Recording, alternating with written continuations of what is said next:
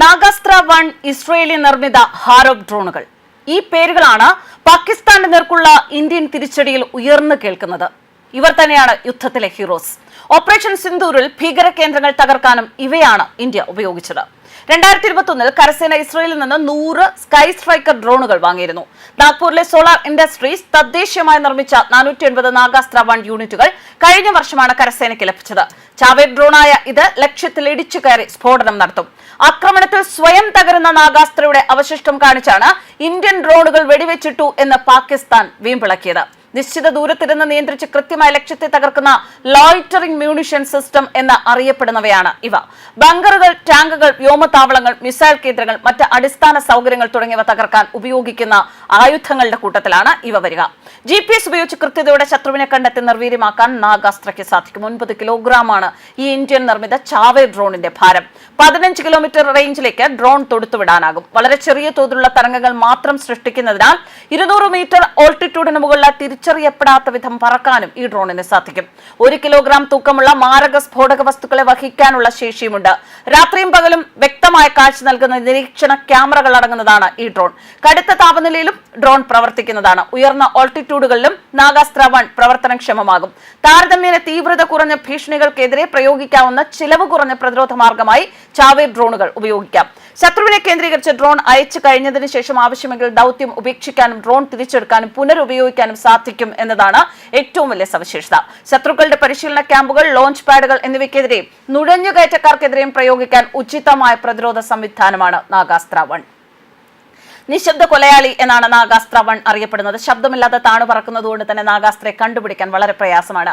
5 മുതൽ 10 കിലോഗ്രാം സ്ഫോടക വസ്തുക്കളുമായി 100 കിലോമീറ്റർ ദൂരത്തിൽ ഇവ നീങ്ങും. ലക്ഷ്യം കണ്ടെത്തുന്നതുവരെ ആകാശത്ത് ചുറ്റിത്തിരിയും. AI സാങ്കേതിക വിദ്യയും ഇതിനുള്ളിൽ ഉപയോഗിക്കുന്നു. പാക് പ്രകോപനത്തിന് തിരിച്ചടിയായി ഇന്ത്യ നടത്തിയ പ്രത്യാക്രമണത്തിൽ ഇസ്രയേൽ നിർമ്മിത ഹാരോപ്പ് കാമിക്കാസെ ഡ്രോണുകൾ ഉപയോഗിച്ചതായും പാകിസ്ഥാൻ നേരത്തെ ആരോപിച്ചിരുന്നു. വ്യാഴാഴ്ച ലാഹോർ, കറാച്ചി എന്നിവ ഉൾപ്പെടെ നിരവധി പ്രദേശങ്ങളിൽ ഹാരോപ്പ് ഡ്രോണുകൾ വെടിവെച്ചിട്ടതായും പാകിസ്ഥാൻ അവകാശപ്പെട്ടിട്ടുണ്ടായിരുന്നു. ഒടുവിൽ പാകിസ്ഥാന്റെ വ്യോമ പ്രതിരോധ യൂണിറ്റുകളെ ലക്ഷ്യമിട്ട് നടത്തിയ പ്രത്യാക്രമണത്തിൽ ഹാരോപ്പ് ഡ്രോണുകൾ ഉപയോഗിച്ചിട്ടുണ്ട് എന്ന് സൈനിക വൃത്തങ്ങൾ വ്യക്തമാക്കുകയും ചെയ്തു. ചാവേർ ഡ്രോണുകൾ അല്ലെങ്കിൽ ആത്മഹത്യാ ഡ്രോണുകൾ എന്നിങ്ങനെ പൊതുവെ അറിയപ്പെടുന്നവയാണ് ഇസ്രയേൽ നിർമ്മിത ഹാരോപ്പ് ഡ്രോണുകൾ. ഇസ്രയേൽ എയറോസ്പേസ് ഇൻഡസ്ട്രീസിന്റെ അഥവാ MBT മിസൈൽസ് ഡിവിഷൻ വികസിപ്പിച്ചെടുത്ത ഹാരോപ്പ് ഡ്രോണുകളും ലോയിറ്ററിംഗ് മ്യൂണിഷൻസ് എന്നറിയപ്പെടുന്ന ആയുധ വിഭാഗങ്ങളിൽ പെടുന്നവയാണ്. നിശ്ചിത പ്രദേശത്ത് വായുവിൽ ദീർഘനേരം തങ്ങി നിൽക്കാനും ലക്ഷ്യങ്ങളെ തിരിച്ചറിയാനും അവയിൽ ഇടിച്ചു കയറി നശിപ്പിക്കാനും രൂപകൽപ്പന ചെയ്തിട്ടുള്ളതാണ്. നിരീക്ഷണ ദൗത്യങ്ങൾക്ക് ശേഷം തിരിച്ചെത്തുന്ന പരമ്പരാഗത UAV-കളിൽ നിന്ന് വ്യത്യസ്തമായ നിരീക്ഷണവും ആക്രമണവും നടത്താൻ കെൽപ്പുള്ളവയാണിവ. റഡാർ സംവിധാനങ്ങൾ, മിസൈൽ ലോഞ്ചറുകൾ, കമാൻഡ് പോസ്റ്റുകൾ എന്നിവ ഉൾപ്പെടെയുള്ള നിശ്ചിത സ്ഥലത്ത് സ്ഥാപിച്ചതോ അല്ലെങ്കിൽ ചലിച്ചുകൊണ്ടിരിക്കുന്നതോ ആയ ലക്ഷ്യങ്ങളെ ട്രാക്ക് ചെയ്യാനും ആക്രമിക്കാനും ഇവയ്ക്ക് സാധിക്കും. ഇതിനായി ഇലക്ട്രോ ഒപ്റ്റിക്കൽ അല്ലെങ്കിൽ ഇൻഫ്രാറെഡ് സീക്കർ ഇവയിൽ സജ്ജീകരിച്ചിട്ടുണ്ട്. ഉപയോഗിക്കുന്നവർക്ക് പരമാവധി സ്വാതന്ത്ര്യം നൽകുന്ന മാൻ ഇൻ ദ ലൂപ്പ് നിയന്ത്രണ മോഡും ഇവയ്ക്കുണ്ട്. പറക്കലിന്റെ മധ്യത്തിൽ ദൗത്യം റദ്ദാക്കാൻ അനുവദിക്കുന്ന അബോട്ട് സംവിധാനവും ഹാരോപ്പ് ഡ്രോണുകൾക്കുണ്ട്. 417 കിലോമീറ്റർ പരമാവധി വേഗതയാണ് ഹാരോപ്പ് ഡ്രോണുകൾക്കുള്ളത്. 200 കിലോമീറ്ററാണ് ഇതിന്റെ പ്രവർത്തന പരിധി. 6 മണിക്കൂറിലധികം നേരം ഏകദേശം 10000 അടിയിൽ പറക്കാൻ ഇവയ്ക്ക് സാധിക്കും. 16 കിലോഗ്രാം ഭാരമുള്ള ഉയർന്ന സ്ഫോടക ശേഷിയുള്ള വാർഹെഡുകൾ വഹിക്കാനും സാധിക്കും. GNSS ജാമിങ്ങിനെ പ്രതിരോധിക്കുന്നതിനാൽ GPS ഇല്ലാത്ത പരിതസ്ഥിതികളിൽ പ്രവർത്തിക്കാനും സാധിക്കും. 2020 ഗോർണോ കാരാബാക്ക് യുദ്ധത്തിലൂടെയാണ് ഹാരോപ്പ് ഡ്രോണുകൾ ശ്രദ്ധ നേടുന്നത്. അന്ന് അസർബൈജാൻ അർമേനിയൻ സേനയ്ക്കെതിരെ വലിയ തോതിൽ ഈ ഡ്രോൺ ഉപയോഗിച്ചിരുന്നു. 2018 May 10 Syrian air defence SA-22 grey hound system നശിപ്പിക്കാനും ഹാരോപ്പ് ഡ്രോണുകൾക്ക് സാധിച്ചിരുന്നു. 2024 ഡിസംബർ 9 സിറിയൻ സായുധ സേനയ്ക്കെതിരായ ആക്രമണത്തിലും ഹാരോപ്പ് ഉപയോഗിച്ചതായി റിപ്പോർട്ടുകളുണ്ട്.